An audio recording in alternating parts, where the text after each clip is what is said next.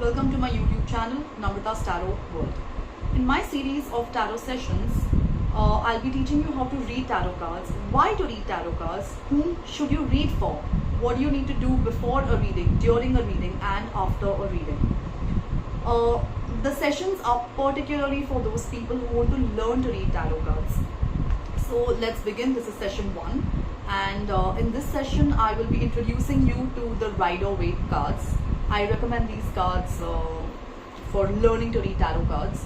They're easy to understand and very important. It's a very important deck. So most of the tarot decks have 78 cards. Out of the 78 cards, 22 cards are called the Major Arcana cards. Major Arcana, A-R-C-A-N-A, Major Arcana cards. These cards are generally set in stone. They are destined or they are unavoidable situations in your life. And the rest are Minor Arcana cards.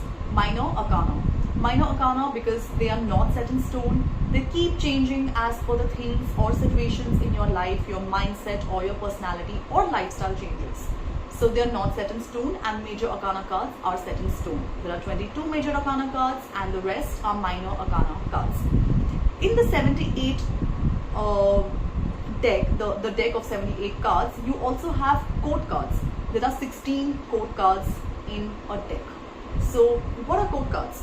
Well, court cards are the influences. So if you get a court card, you could either consider the court card to be yourself or another person in your life or a situation, like any other card. You will understand what the card is telling you. Is it telling you it's about a person, about yourself, or the situation, depending on the position in a spread. What is a spread?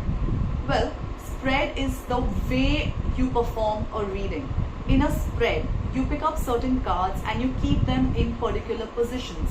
Each position tells you something about the situation or yourself or another person. This is nothing but a spread. So spreads are of course very important. Spreads are they are the base of any tarot reading. So we will learn spreads going forward. But for now, we are only going to understand why do we perform a reading and for whom do we perform a reading. You of course perform a reading for a client. The client could be physically present in front of you, or it could be a virtual reading. Please, let's be ethical and let's not sneak into somebody's life, or let's not just be nosy into curious about somebody's life and about somebody's situation. Read for those people who come to you with a genuine problem. There will be clients who come to you with vague issues and issues you actually should not be spending time on, because there is something you should just leave to the universe and forget about it. But there are still clients who come and tell you that I want to know what's happening in her life, or I want to know what's happening in his life. Please avoid such readings because they are unethical. It's not right to sneak peek into somebody's life. Live and let live. So please take on only those readings that you feel are genuine. Sometimes the client may not be telling you the truth, and you cannot read for such a client. You need to know that if the client chooses you, you also choose the client.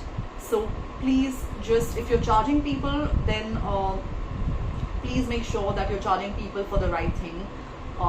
Do not be unethical and do not take on any question that the client throws at you. Counter question the client. Know the client a little better. Please know your client. If the client is lying to you, your readings are not going to be proper or not going to be accurate. Your client needs to tell you the truth. So please keep this in mind. Read for those people who are genuine, and sometimes you just don't know if the person is genuine, which is fine, and you cannot help it there. And the readings could be inaccurate. But as a tarot card reader, please have pure intentions for the client, for yourself and the situation, and your client's condition, which is very important.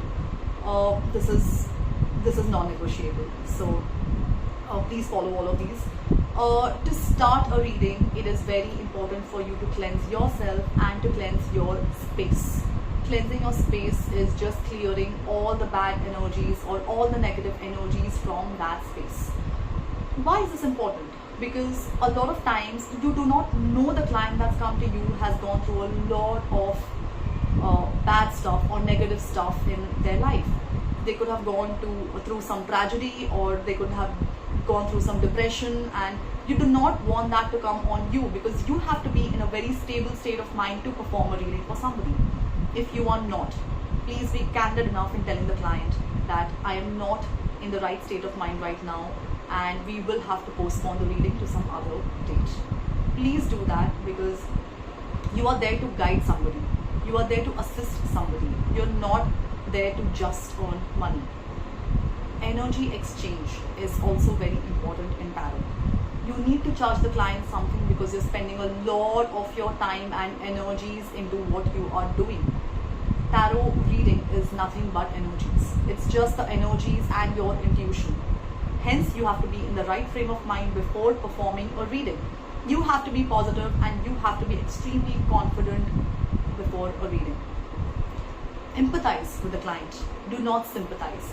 Do not take on your client's problems. Your client's problems are not your problems. You are only there to guide your client and to help the client make a particular decision in life. You are not there to take on your client's problems. And this is what you need to do to avoid getting on to your client's problems. Firstly, please meditate. Meditate for at least 11 minutes before the reading. In your meditation, imagine your space being cleared of all the negative energies, and all the energies, even positive. You have to make it zero in energies, because you are going to create energy thereafter, right? So in the 11 minutes, please imagine the entire space being completely clear of all energies, and then create positive energies. Call upon the universe, call your angels, your spirit guides. Please call all the positive energies around you and ask them to assist you in your tarot reading. Ask them to bless you, your client, and the reading.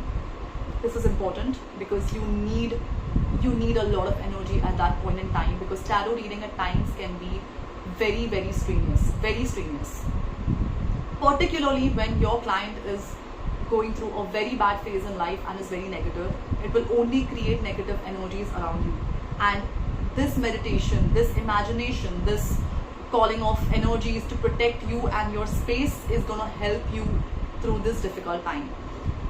You may you may have a headache after a reading, or you may experience some uneasiness. That is only because of negative energies around you. Hence, protecting yourself and cleansing your energy is very, very important. Bless your client, because your client has gone through a very tough time. Bless yourself, protect your space, and then you're ready to start the reading. Understand that your tarot cards also need cleansing and also need to be charged. You charge tarot cards in nature, under moonlight, or sage your tarot cards, or keep some crystals around your tarot cards. Have crystals with you all the time, because crystals possess earth energy and they help in protection. So please have crystals around you while performing a reading or while meditating. You can also hold your cards and meditate. This will transfer your energy to cards and vice versa, and you and your cards are going to be extremely well aligned if you meditate with them. Put them under the moonlight. It's not compulsory for your cards to have moonlight hit them directly. It's okay. If you cannot see the moon from your window pane, it's completely okay. But just keep them out on a full moon night, and that will be perfect. Sunlight also helps a lot. If you're going out for a nature trail, or if you're going out just to walk in nature or just to spend time in nature, please carry your cards along, because nothing better than direct nature, right? So let them come in direct contact with nature, with mud, with plants. That really helps. Keep some crystals around your cards or on your cards most of the time. You could also sleep with your cards. So keep your cards under your pillow or next to your bed when you're sleeping, and that will do wonders. You can do the same for crystals, because charging your crystals is equally important. You need to charge your crystals. So please do all of this for your crystals as well, because you're using them during a reading. While the reading is on, please sage the entire place with sage, with agarbatti, or with dhoop. This helps. That this will create smoke. It's going to keep negative energies outside your space, the space that you're doing the reading on. So this is important. After the reading, please thank all the energies around you that have protected you. Again, meditate. If not for 11 minutes this time, you could meditate for 7 minutes.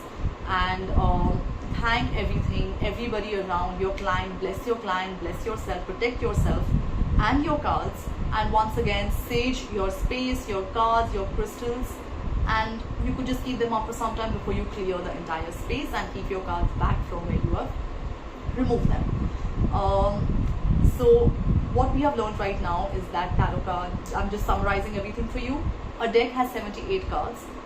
In those 78 cards, you have 22 major arcana cards which are set in stone. The rest are minor arcana cards. You have 16 court cards which tell you whether it's a person that's affecting you, that's influencing you, or if it is a situation, or if it is you yourself.